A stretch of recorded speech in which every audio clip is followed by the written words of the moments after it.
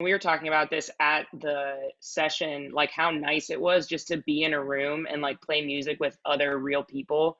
And then also like have people there in real life listening to it.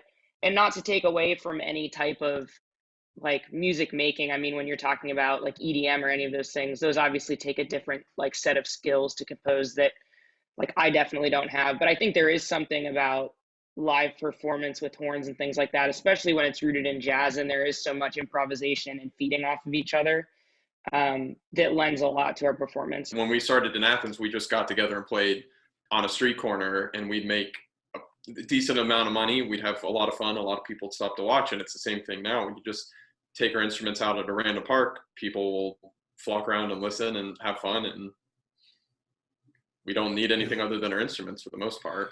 Second line music is what like a New Orleans funeral is, a funeral procession, where it's the second line of the funeral, literally, in which there are like horns and instruments following the funeral. So it's a celebration of life, which is how, Mardi Gras and all these traditions start. We are not experts on this, but we have studied enough and played enough music that we love it and we admire it. So I mean, when you're writing something, it's like you have to think about what you like, what style you're going for. And the reality of it is that it's probably already been done in some way. So what you have to do is like find who's doing it, find what you like about them, and then put your own spin on it. Whether that's, new melodies, different chord structures, different arrangement styles. I think it's really important that music teachers continue playing and that music teachers have like some sort of performance that they do on the side, because that's a big part of what you're teaching. Is you're teaching kids how to perform, how to be go up there and represent yourself well in front of other people.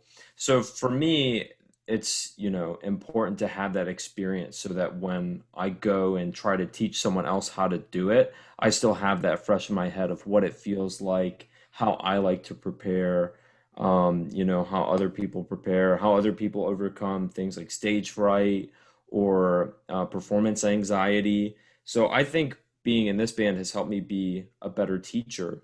Chris is you're a choir teacher at a school. A lot of us are private, so I teach privately, trumpet lessons and piano and guitar lessons. One of my big things that I like to share with students is that people are going to tell you that you can't do music for a career, or that it's going to be this unrealistic goal and that you should give up on it. And I know I had people in high school telling me that I should just, be a band director, not just be a band director, but be a band director, make sure that you have something to fall back on.